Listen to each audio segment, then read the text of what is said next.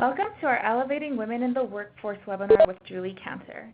If you can hear me, please indicate by clicking the raise hand button on your side control panel.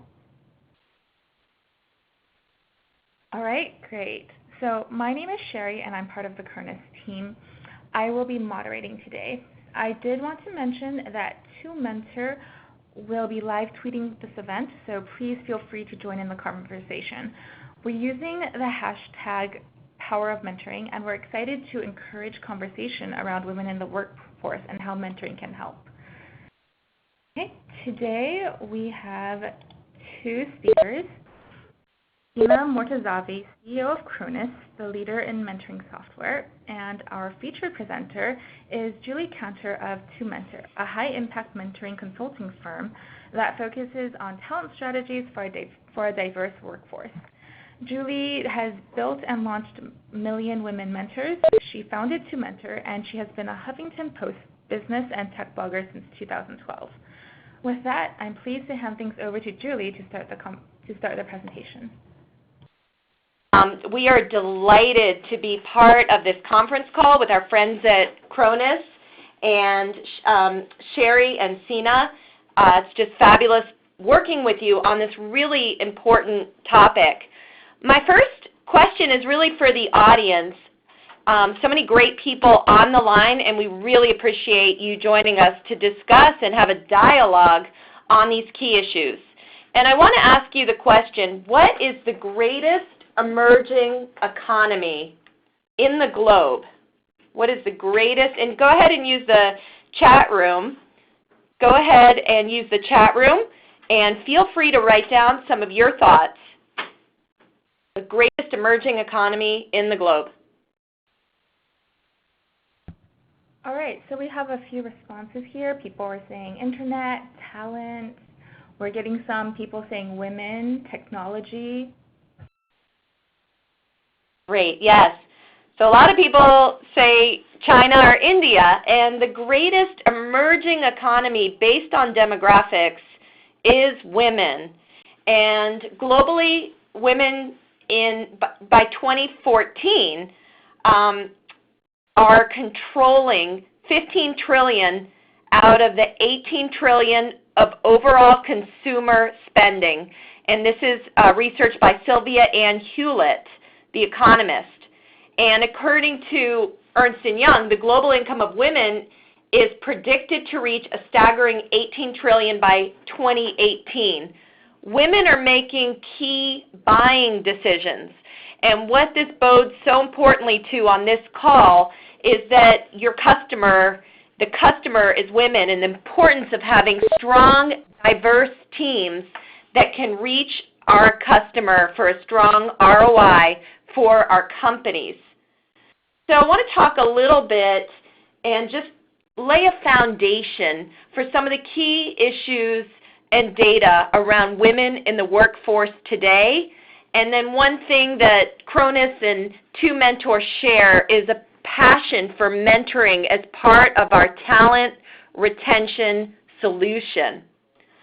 So just to start, right now, women are much more likely to be in college graduates, and women are 40% of MBAs.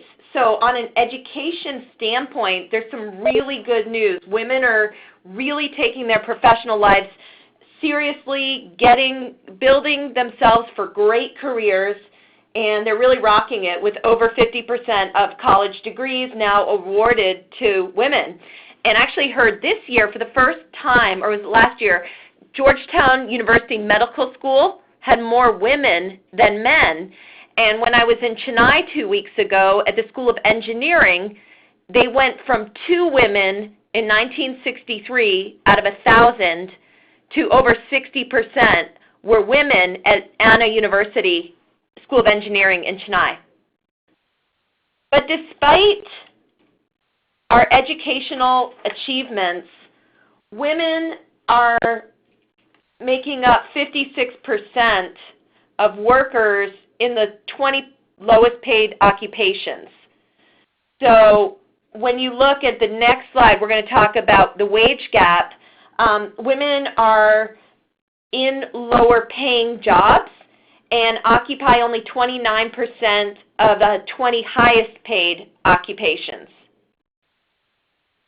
So the earning of women is about 77 cents on a dollar on average to what a man makes. And most people who know me know I'm very passionate about building the science, technology, engineering, math workforce. And in STEM careers, it's actually a little bit higher. It's 92 cents on a dollar for certain careers, technology, engineering especially. African American women are earning, on average, 64 cents on a dollar, and Hispanic women, 56 cents on a dollar. So today, and we were debating this with our team this morning, whether women are 47 or 50% of the workforce. 47% won out, according to the U.S. Department of Labor. I've been saying 50% for the last 3 years. And we are 25% of executive or senior level officials and managers. But if you take all the top CEO positions, we are 4.6% of those positions. And we're also seeing very low numbers of women on corporate boards, and especially with the hot startup and a lot of the technology companies.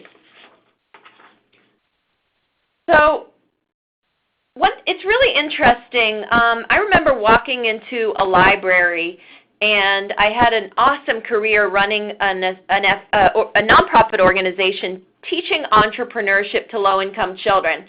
And I was sort of in a transition phase in my life, and I remember going into the library, and this book just popped out at me. It was called Imposter Syndrome. And it's a lot about women that are very successful but they think it's luck. They don't necessarily buy into it. And so this research from the Institute of Leadership Management in Bain kind of reinforced this confidence challenge that we have. It's shared that 50% of female managers report self-doubt versus 33% of their male counterparts. Often if we're successful, we think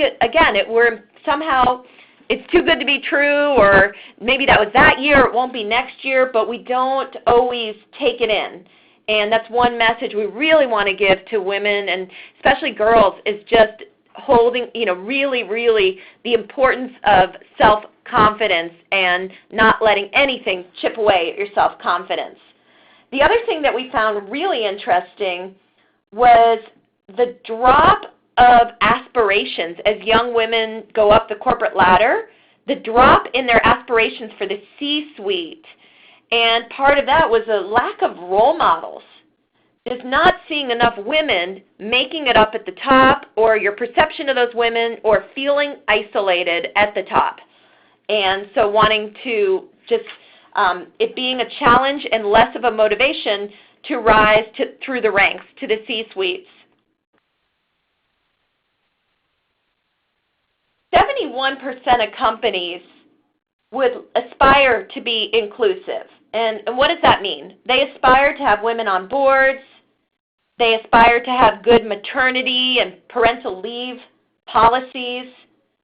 And for a lot of men and women that need to go and take care of elderly parents who are ailing, they aspire to have good caregiving policies.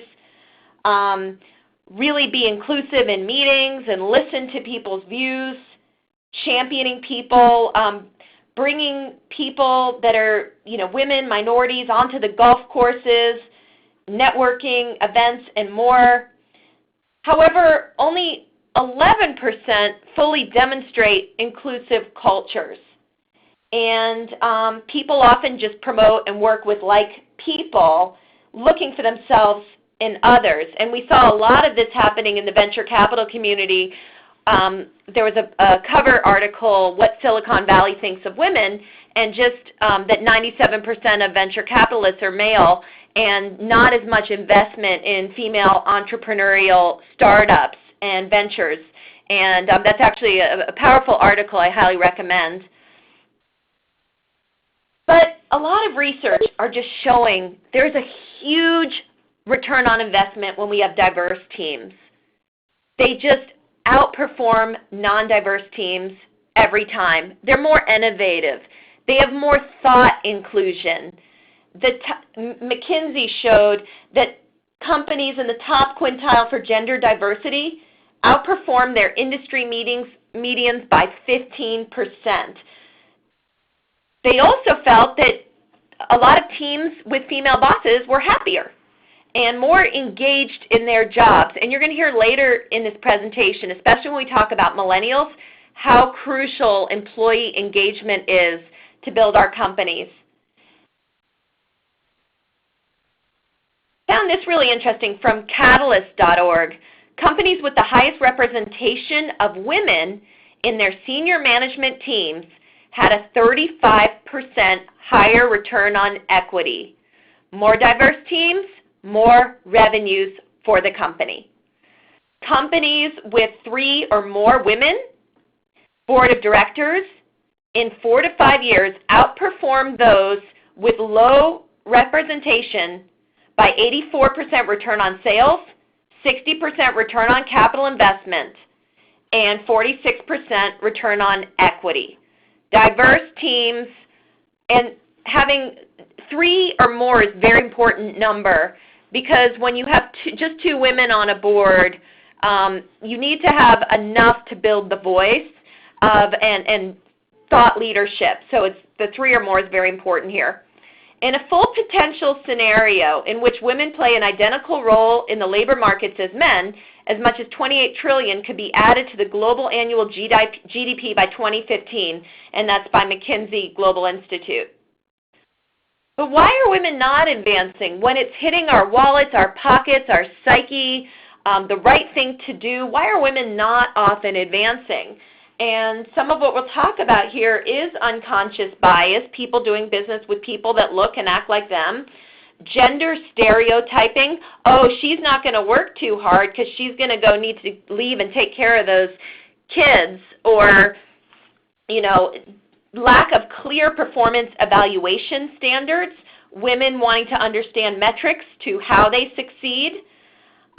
Mentors, not having as many mentors. There are just more men at the top, and after talking over the last couple years to well over 1,000 women in the workforce, most of the high-powered women I personally spoke to shared with me that if they had a mentor, it was often a male mentor.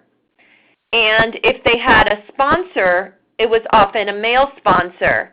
And we're going to talk a little bit about the difference between a mentor and a sponsor. But men were much more likely to be sponsored, championed internally by another man. And again, this is something men have done very, very well over, centuries of championing and advocating and opening doors and opportunities for each other. And it's a real opportunity now. If we want to see more diversity in our workforce, we want to see more women rising to the ranks in technology and sciences and many key careers, law, journalism, it's really a time to look for the mid-career women at sponsorship, and we're going to get more into that.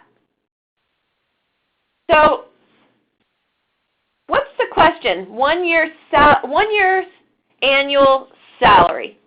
1 year annual salary. Think about it. Think about losing someone who's pretty good, maybe someone you've lost at your company that you really was a performer, a really good executive, a B or above. What was the true cost? The true cost of replacing that person. And you can even use the chat and share yourself and where you work and some perspectives. But what's really the true cost of losing someone? Number one, you have to pay and recruit. You've got to take time off task to recruit, and you've got to get senior leaders interviewing for your next candidate. That process could take months. You could hire a recruiting firm, and you'll pay them about 33% salary, and they could save you a tremendous amount of time and pain and bring some good candidates to the table. But when you think of someone good in sales or who really understands your technology infrastructure, your social media, how to use your machinery, those people are pretty irreplaceable. It can take, according to Josh Pearson from Pearson by Deloitte, it can take 6 to 9 months to get someone else up to speed. So replacing a key employee costs corporate America, costs our businesses about a year's salary. Yeah, Julie, we have some people chiming in here talking about the knowledge that's just lost when these people leave and how difficult it is to really replace that. Great. Yeah, and please, Sherry, as people chime in, please I want this to be a dialogue, not a monologue, and really want people's input because these topics, I know we're sharing a lot, and they're such key issues. So thanks, Elisa. So we've got 5 generations in the workforce, and this has utterly fascinated me over the last 6 months to really think about what's happening now to our workforce. We've got, anyone see the movie The Intern with Robert De Niro and Anne Hathaway, by the way? It really shows some of these generational gaps and shifts that we have going on in the workforce. Kim finally saw it. It's a great movie, right, Kim? So we've got our traditionalists. They were born in the war. We've got our baby boomers. Generation X, we're sort of in our 40s. Millennials are really 1980 to 2000. And Generation Z, and there's all this debate as to when Generation Z starts, but I've heard from a lot of the media that they're entering the workforce this year, and they're different than their older brothers and sister millennials. So what's so fascinating is if you look at this next slide, in 2005, the millennials were 25% of our workforce, and baby boomers were 45% of our workforce. Our Generation Xers were like the middle child, 23%. But what has happened if you move up to the top of the chart? Oh, wait. Sherry, you show me how I can do this. To move up to the top of the chart, now the millennials are dominating the workforce, 45%. 21% for Generation Xers and 31% baby boomers. And we talk a lot about this growing, what they call the silver tsunami from AARP, that as this number shrinks and this number grows up to 75% of our workforce, okay, as this number shrinks, the knowledge transfer has got to happen for the sustainability of our economy, our companies, for decisions will be made on politicians and voting, and it will be made in force by millennials and Generation Z. So I had a great conversation with Jim Clifton at the Diplomatic Courier's Global Talent Summit, and I had and then in his office, we talked a lot about, think about a man in the 60s going for a job interview. And he would go in and he would interview for the job, get the paycheck. Upon getting the paycheck, he would then be able to go buy a house. From there, or he would find a partner, a spouse, buy a house, I'm not sure the order there, get a Chevy, and have then 4 children, and vacation about 100 to 150 miles from where he lived, maybe the Poconos or somewhere cool on the West Coast, La Jolla Beach. And today, when a young woman or a young man goes into an interview, they are looking for more than the paycheck that leads to the other good stuff. What they're looking for is, will this work be meaningful to me? Will I be able to make a difference? Will this company invest in me, invest in my leadership and development? So it's more purpose over paycheck is the point. more desire for leadership development. And don't get me wrong, pay matters a lot, especially with the escalating price of living, and we have dual family incomes. We have a lot of single mothers and single people that need to pay and live in amazing cities like San Francisco and Washington, D.C. and Austin, and it's costly. And we have a lot of millennials that went home because the cost of living is too high. So paycheck matters, but purpose dominates. Millennials want a second family vibe at work.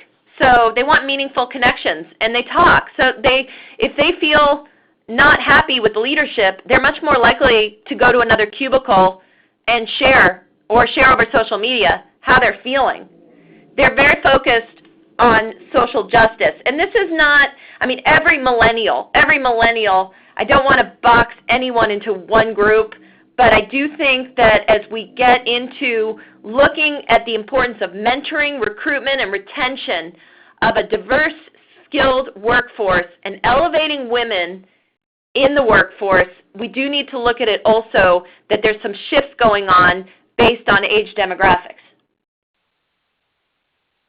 Millennials want to lead. 68% of millennials see themselves in management roles within the next 10 years. Millennials want to be mentored. They're now asking, do you have a mentoring initiative at your company? Will I have someone invest in me and my career and helping me find my way and around the politics and the policies and help me get skilled to do a great job if I'm going to give my life to this work, at least for the next 2-3 years? Most millennials, 72%, would like to be their own boss someday. If they have a boss, 79% of millennials said they want their boss to be more of a coach or a mentor. Steve Bucciarati, who's an advisor to my company, Twomentor, and I'll just throw in, I'm not sure if you picked up in our name, but we took the word mentor and we wanted to get the word women into mentor. So if you put TWO in front of mentor, you put women and men into mentoring. Steve Bucciarati, who's an advisor, he was the former Chief Diversity Officer of Coca-Cola. He differentiated a coach and a mentor like this. He said a coach talks to you, helps you be productive, guides you. A mentor talks with you to help you make decisions and think through your career trajectory, might help you on your resume, thinking through the education you need and more. And we're going to then get into sponsorship. 75% of millennials want to be mentored, and they deem it crucial for their professional success. I was on the phone with my friend Julie Beck of 40 Weeks, and she coined this phrase, which I thought was cool. I hadn't heard it before, millennialed. And she shared that she had 2 millennials break up with her company on text and was kind of wondering, why? Wouldn't they want a good reference? They were good employees. Wouldn't they want a good reference, without much notice? And 60% of millennials are leaving corporate America in less than 3 years. And again, there's a cost, which I'll argue is about a year's salary. I think Goldman estimated it at $15,000 to $25,000 per millennials, a cost of replacement. But some things are just priceless. And so millennials are moving much faster, which is not the way that the guy with the Chevy with the house, that wasn't the mentality then. And a lot of it is, are you investing in my leadership growth and development? Can I grow here at this company, be challenged, and have a really good, engaging environment? So I know that Sina and Sherry, myself, probably most of you on this call, we really subscribe to mentoring as part of a solution. And I would argue we need to look at mentoring cultures, not just mentoring programs. There's a great business case for mentoring. And actually, Cronus has some fantastic resources on their sites. And one of my favorite studies that I actually learned from the team was the study done on Sun Microsystems in 2006. Sun Microsystems, that was later bought by Oracle, had an opt-in mentoring program. And people could choose to be a mentor or be a mentee. And they studied, Wharton and Gartner studied the program. 5 years later, the mentors had been promoted 6 times more. 5 years later, the mentees had been promoted 5 times more than a comparison group. And you can see here, retention is king. The employee retention rates were 20% higher from the cohort that was in the mentoring program. So we say at Twomentor that the people who mentor at your company are the people who drive retention at your company. 80% of the companies also said mentoring improved individual performance and achievement. It's not just good, it's good for business. Linda, I'm trying to read your comments. I'm a Gen X and I ascribe to the values of millennials. Linda, me too. Absolutely. And it is really interesting to think about that. And I think also millennials and a lot of what women want are what millennials want. We want purpose. We want meaning. We want to make a difference. And those are really key things for employers to know, and men. There's a lot of benefits. We shared the Sun Microsystems study where mentors were promoted 6 times more. But when we have mentees, I love to have interns, and we work together. We work together experientially. They're high school or college often, and we share with our younger colleagues and other colleagues from our experience and expertise. We also get exposure on strategies and I learn just as much from my mentees as they learn from me. But the exposure, and I also think that we achieve a lot of personal growth by supporting the development of others. We understand cultures and generational perspectives, different ways of seeing and thinking about things. I was looking at Maslow's hierarchy of needs, and the top of the chain after food and hunger and shelter, the top is self-actualization. But I would argue there's actually something higher, and they call it transcendence. It's actually higher than self-actualization. It's actually seeing another human being self-actualize. And I think really that's what a mentor does. Corporate visibility, you're a good mentor and people are talking, wow, you should really talk to Sina. He really will sit down with you. And, so you get a lot of corporate visibility as a leader, and it helps expand your network reputationally. And then this is really important, that we feel our company is investing in human capital development. Both parties feel that we brought the human back into human capital by having mentoring efforts that are supported by the top as part of our workplace cultures.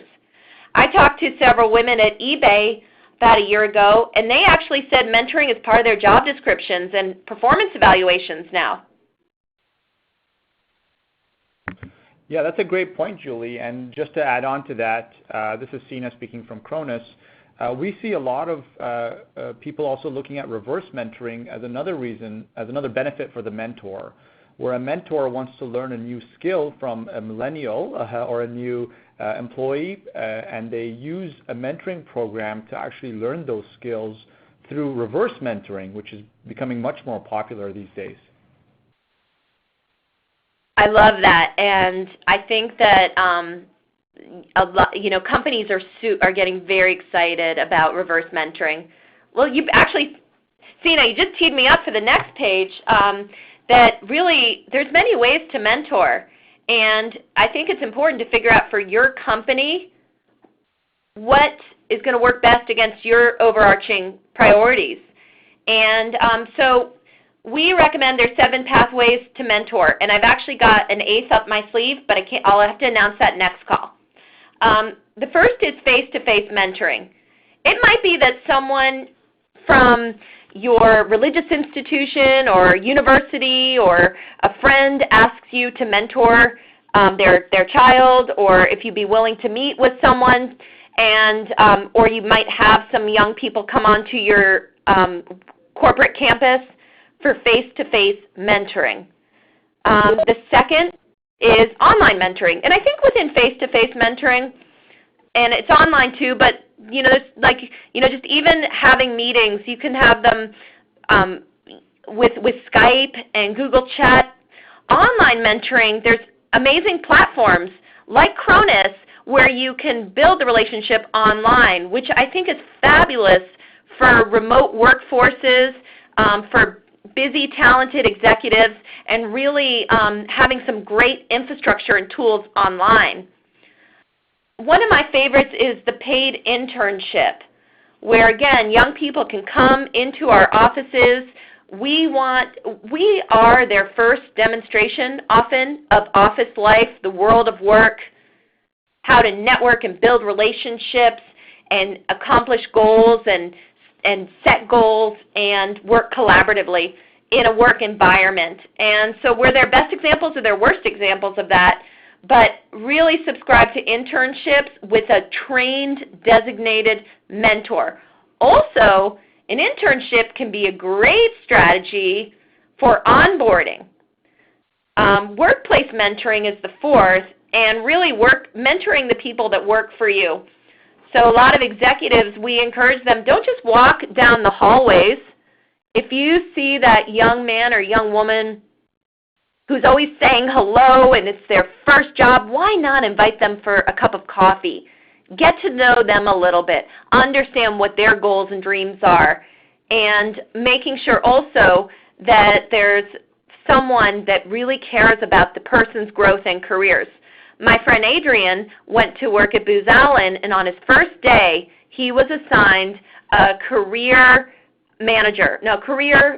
advisor to be with him throughout his career there. Sponsorship. As we shared earlier, a coach talks to you, a coach talks to you, a mentor talks with you, a sponsor talks about you behind closed doors.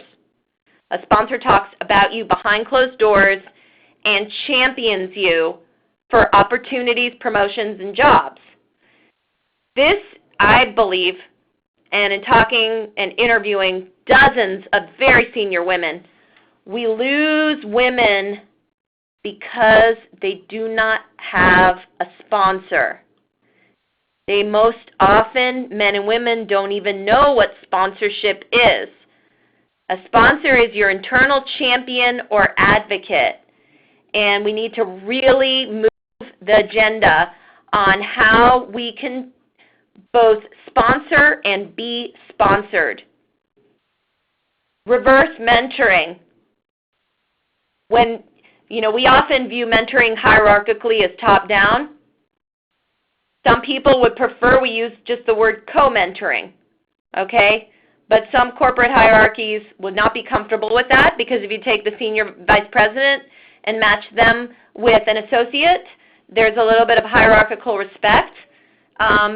So we call it reverse mentoring, where just as Sina shared, that the younger people or the junior or the newer people are teaching us, teaching the senior leaders a thing or two.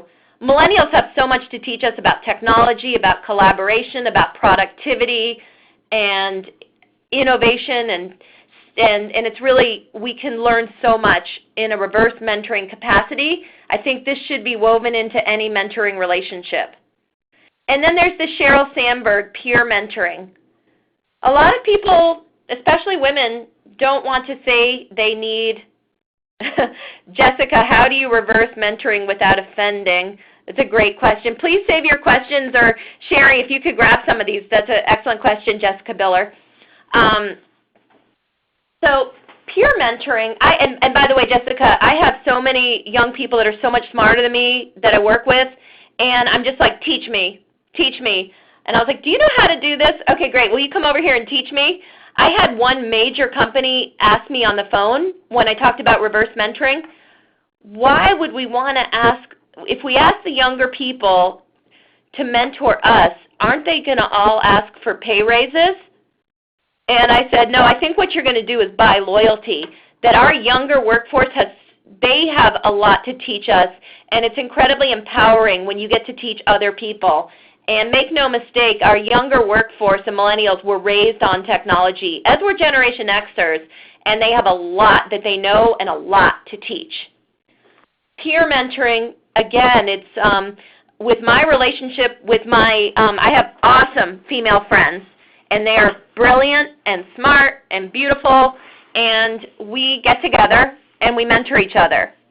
And we also get manicures and pedicures and go shopping and complain about our kids. But the peer mentoring, where we can learn from each other and take a hike together or just sit down, and where they become my mentors, and we each have something else that we're strong at that we can help the other. And really, that's very valuable. Sheryl Sandberg through leanin.org subscribes to the peer mentoring circles, and you can learn a lot about that on their site. 54% of women report they were being asked to be a mentor. 20% said they were never asked to be a mentor, and 63% of women had a mentor. It's kind of challenging if some people feel I'll mentor if someone asks me, and a lot of people they don't want to say they need the help. So there's a lot of pride and shame in feeling you need help.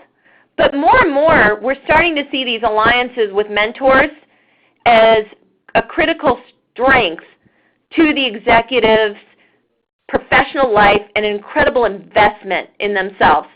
I used to work with a phenomenal leadership coach, and my company probably paid $300-400 an hour for me to talk to my leadership coach. And she's A+. I'll recommend her to anyone. I have people in my network that are worth that same $300-400 an hour, and they're willing to sit down and we mentor each other, or they mentor me. It's an incredible investment in our careers and professional lives, regardless of age.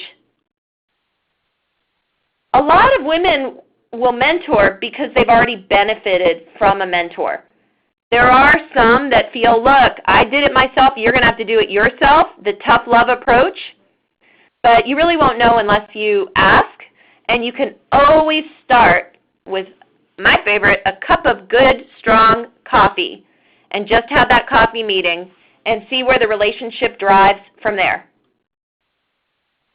So if you know someone that really you feel, wow, I'd really like to spend some time, I think I could be a good mentor, even if it's just situational, to help them through a challenge they're having. Get together, confirm a time, have a cup of coffee or tea, or go online and have a virtual cup on Cronus or jump on Skype. Agree, if you're going to move forward, to meeting 2 times a month and really go over key objectives. And I think that really, I think it's really important. We're looking for progress, not perfection here. You don't have to be perfect. Share from your experiences, your strengths, your weaknesses. Politely challenge and offer constructive feedback. Don't shy away from offering polite and constructive feedback and being transparent, and celebrate the small wins.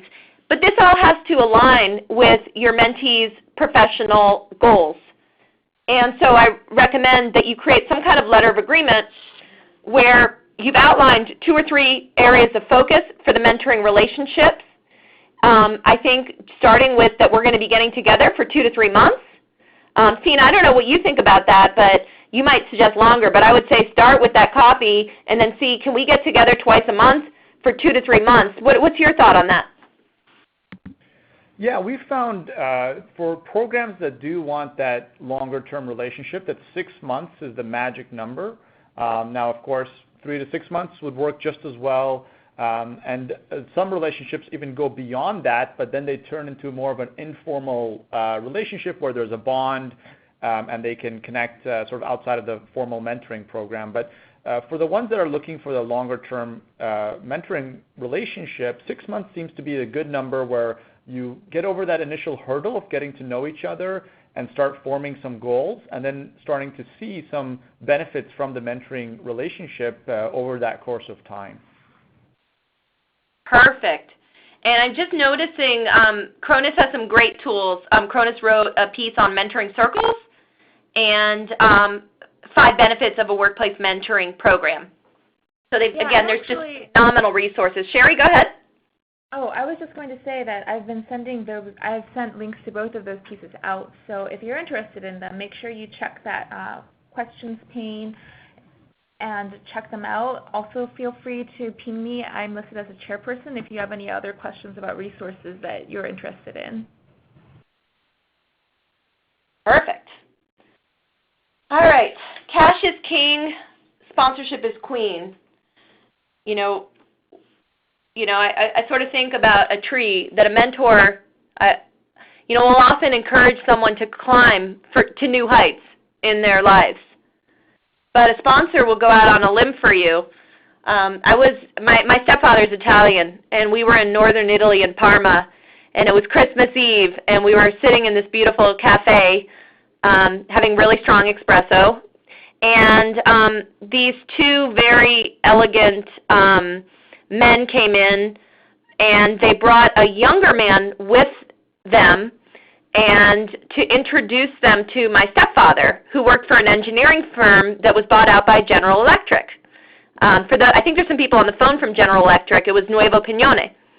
And so they brought this young man to meet my stepfather, not me, unfortunately, at the time, but they brought him, and my stepfather championed him and helped open doors for him to get in and build an incredible career at GE. This is about 20 years ago, and he's still there and doing extremely well.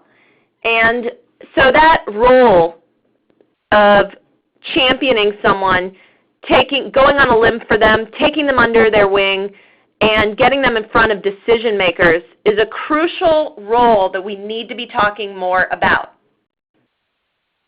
As I shared from the Athena Factor research and Sylvia Ann Hewlett, men are 46% more likely to have a sponsor. It's really called the Old Boys Network. 83% of women lack sponsors, and sponsorship is really important as we look at advancement. Women are 23% more likely to advance if they have a sponsor, according to an article in Fast Company. I like this. They said, mentoring, in other words, prepares people to move up, while sponsorship makes it happen. Ever since I learned about sponsorship from Lucy Sanders, who heads up the National Center for Women in Information Technology, because I didn't know what the term meant about 3 years ago as we were building an initiative called Million Women Mentors, I've been thinking about my own relationships and how quickly can I expedite mentoring relationships to sponsoring relationships with people I really believe in. By sponsoring someone and connecting them to my high-level networks and to opportunities, they're also representing me. So you don't necessarily sponsor everyone, but there's times, especially in a woman's life and a man's life, but especially when someone's in work transition looking for opportunity, where mentoring advice is not enough. We need to sponsor and champion them into opportunities. And this is really something that at Twomentor we feel incredibly strongly about. Hey, Julie, we have a question from Linda, and she's asking, yes, how does the gender of the sponsor affect impact the outcome? Linda, most of the women that I spoke to in STEM careers over the last 3 years when they had a sponsor, it was a male sponsor. There were just more men in positions of influence, and it was potentially more in their DNA to champion both men and women into opportunities. So again, I think that this is something that if I really am passionate that we teach sponsorship, educate women and men about sponsorship, and we're more deliberate and thoughtful in our mentoring relationships. It's more fulfilling for me. I've got about 8 people who come and meet with me because they're looking for a job, and I could give them advice on getting a job, or I can open up my Rolodex and make a couple calls and get them into a couple interviews. I'd rather see the actionable results of them getting the interviews, and if I want to sprinkle in some mentoring advice, I'll do that as well. And as a female entrepreneur, I launched Twomentor 5 months ago. It's like we have mentors. We have mentors, and we seek out mentors, but often more mid to senior executive women, what they truly need is a sponsor. So I think that expediting relationships and deciding, you might have mentors. I have both mentors and sponsors, and I have some mentors who are fabulous sponsors. A friend of mine who was a senior executive at a major company, she left her company when things got very difficult in the country she was working for, a global company. And the whole thing was, she said, I had no air coverage. I was a rising rock star. I had no air coverage. I had no sponsor. So she felt she needed to leave the company. Companies are investing, and this is based on 500 of the biggest companies in the country. 321. And where they're investing their dollars. And I found this really interesting. 65% in recruitment. So think about it like a first date. We'll spend a lot of money on that first date, and now we've got you in. 53% will focus on development of their employees. A lot of people feel, I need people just to work because we've got so much work to do. Or if people are going to leave, especially millennials in 3 years, we don't want to put too much money into development. And then only 44% are investing in retention programs. I know of no greater retention program than to build the mentoring and sponsorship initiatives at your company. 23% of employees actually voluntarily leave their jobs, and their main reason is due to lack of development and training. And we found a great study today on millennial women, and they actually said that for millennial women, it was Christine Hunter Arscott wrote a great piece today, and for millennial women, that also pay was rising to the top as well. But for men and women, number 1 or number 2 was lack of development and training is why they would leave their company. So I think what I'd like to do is I'm happy to have conversations offline, as is Sina and the Cronus team. We have a couple articles that we've written in Huffington Post and on the Twomentor.com website on the 11 steps to starting your corporate mentorship program. And I'm happy to have conversations with people on the phone on that. But what I'd like to do is pass the baton back to the team at Cronus and Sina to share a little bit more about Cronus and then take your questions. Thank you very much. Thank you, Julie, for a fantastic presentation. As a side note, Julie and I met a few months ago, and I was immediately impressed by what she is doing to elevate women through Twomentor. So if promoting women is an important initiative for your organization, I would highly recommend reaching out to Julie to learn more. As you can probably see, she's a highly engaging speaker with many insights to share. I'd also like to take the time to tell you a little bit more about Cronus. As you've heard from this webinar, mentoring is really one of the best ways for an organization to help break the glass ceiling for women and help drive many other initiatives, from increasing retention and engagement for millennials to driving alumni and student connections. However, every mentoring program is different, and to really leverage the power of mentoring to drive results, it's not easy. The biggest challenge is scaling a program, ensuring you have the best matches, and guiding the relationship post-match. And that's why Cronus exists. That's why we're here today. Our software platform automates mentoring programs by making the best matches, driving greater engagement, and measuring results, so that organizations as diverse as Coca-Cola and Georgetown University get more strategic value from mentoring. Everyone here at Cronus is passionate about making a difference in people's lives through the power of mentoring. So if you're also interested in elevating women in the workplace or creating the right program to transform someone's life, please visit our website at www.cronus.com.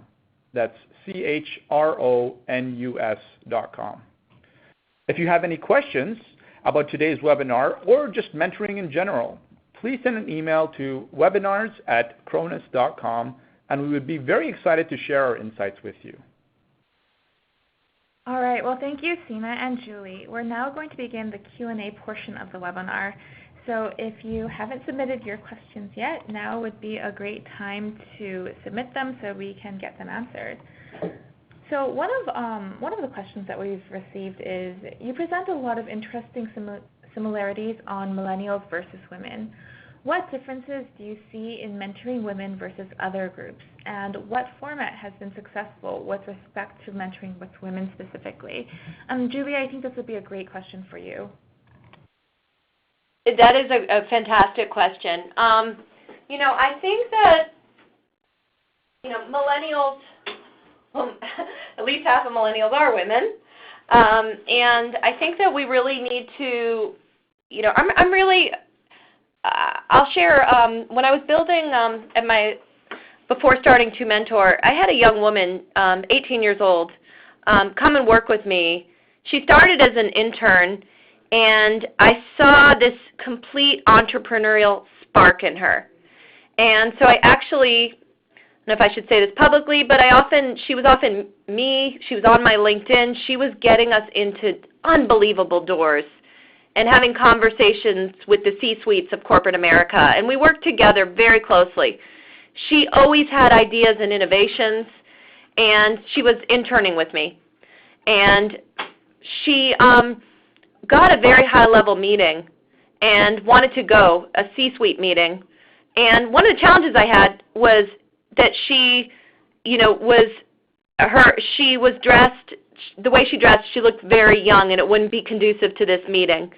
And so I decided, we talked about it. And from that, she decided to come back, and she, completely blew us away. She sort of went visually from 18 to 30.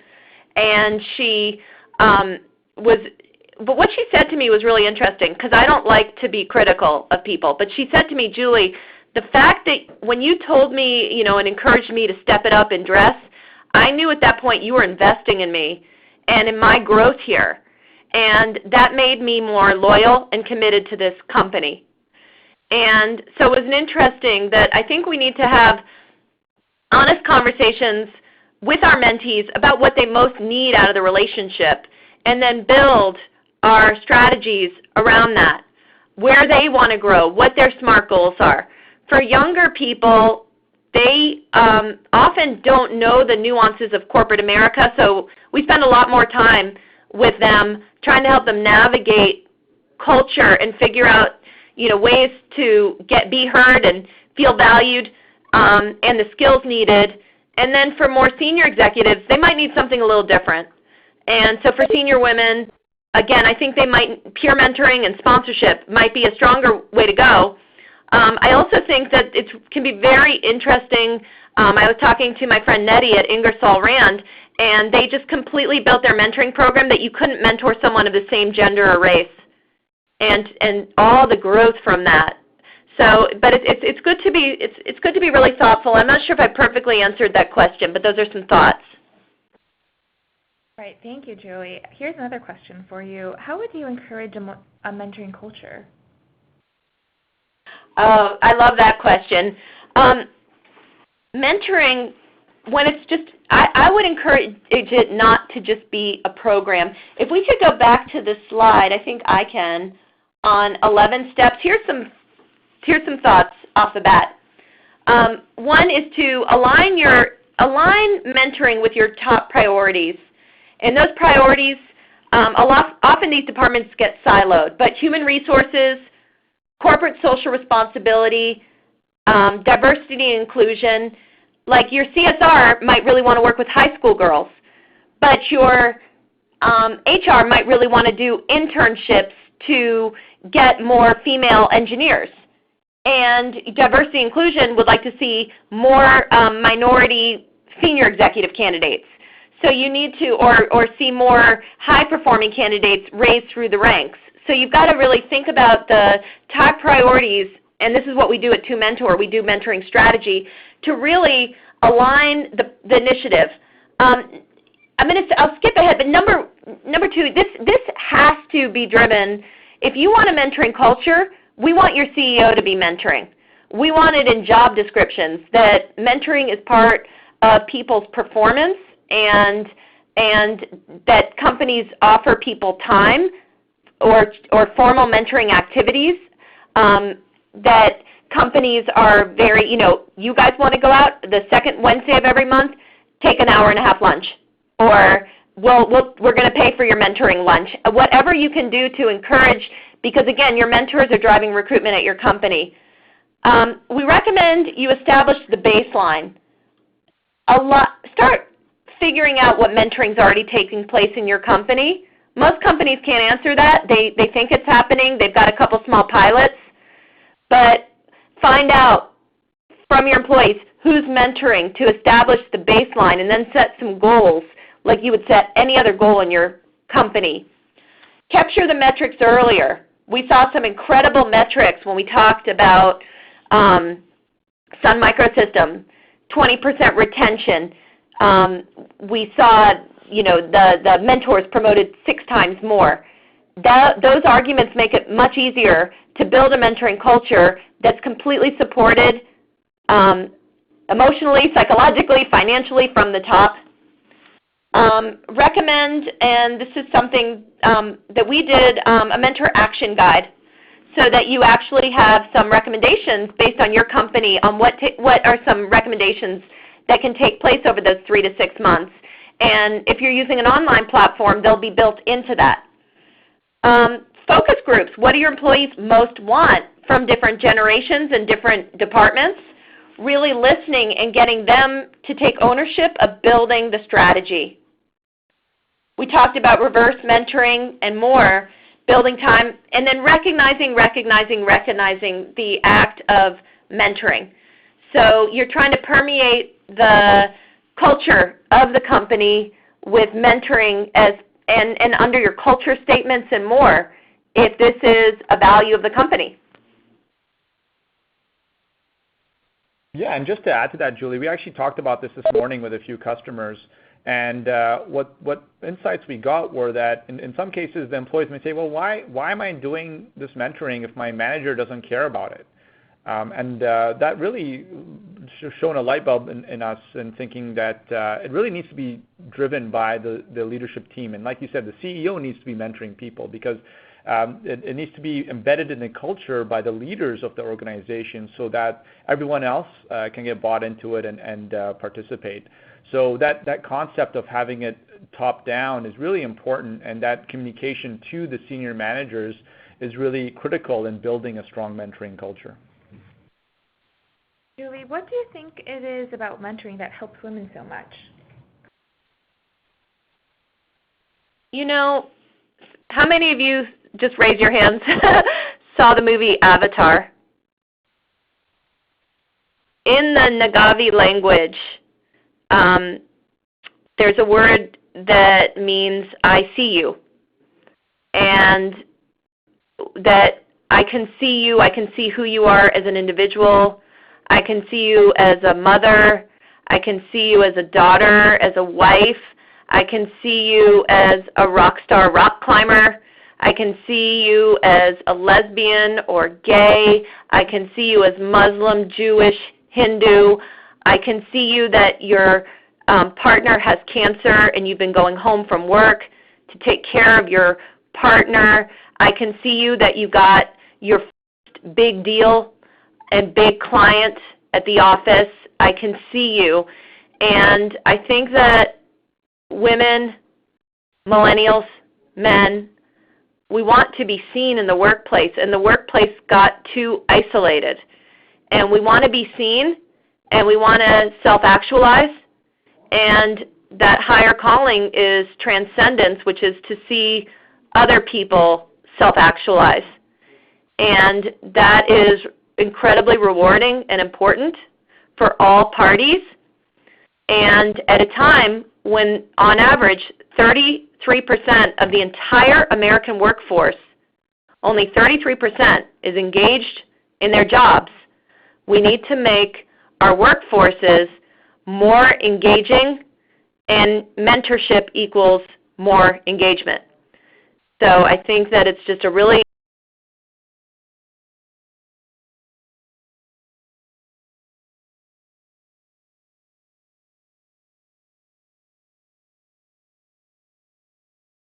to work and not hide. Well, hey, Julie, it looks like you cut out there for a minute. Are you still there? Yeah, I'm still here. Okay. I'm not sure where I cut out. Can you hear me? Yep, maybe you could just repeat the last 10, 20 seconds of what you were saying. So now I was saying my friend Jennifer Crenshaw from Anthem, she's the Vice President of HR, she tells her team, do you. You know, be you. Come to work being yourself. Do you. And I think a lot of people want to be themselves as there's less work-life balance today. There's more work-life integration. And mentoring brings people together where we can see each other and help each other through challenges and push each other and launch each other for more growth personally and professionally. All right, thank you, Julie. So our next question is for Sina. Can you share how mentoring software plays into this? Yeah, sure. And with mentoring programs, really, when the culture and the initiatives are there, it can really lead to great things. However, to really run a program in a scalable way, you do need software to do it. For anyone who's running their mentoring programs in Excel or even by paper and pen, you'll know that it's not a scalable way to run an effective mentoring program. So software really helps to scale any mentoring program once you get to a certain level where you do want the power of mentoring to be reached by more people. You'll get to a point where you just need software to help manage those programs. And then the matching piece of it, it's not easy to do a successful match, but yet it's so important. The mentoring relationships really start at the matching level where two people are being connected. And if that connection is not sound for whatever reason, they may have different personalities or they may have different goals or strengths and weaknesses, then the whole mentoring relationship could be at a risk. And so with software, you can also use what we call, what we have at Cronus is Match IQ. We use some powerful algorithm to connect mentors with and maximize the potential of having a very strong and successful relationship. And then lastly, what happens post-match? It's very easy for everybody, especially millennials, to get lost in the next 15 minutes and forget about the bigger picture. Our lives are so bombarded by different emails and feeds that it's difficult to keep track of everything. And so when you use a software to run your mentoring program, you can really help to keep the engagement up after a match. Answering the question is, okay, I'm matched, now what? What happens? Software can help do that by having post-matching engagement plans to make sure that everyone's still connecting, that mentoring is still high on their initiatives and their agenda, and it's not forgotten, and that people are meeting their goals over that period of time, however way you define that for your program. So those are the three main things, is having a scalable model, optimizing the matching, and then what happens post-match. And that's where software can really help play into any mentoring program. All right, thank you, Sina. So it looks like we're out of time for questions, but we will be following up with any that we haven't yet answered. If you think of anything else or you'd like to get a look at what Cronus software can do for you, please feel free to contact us at webinars@cronus.com. So thank you again, Julie, for a really fantastic webinar, and thank you, Sina, for your inputs as well. And we'd like to thank everyone for joining us. Have a great afternoon.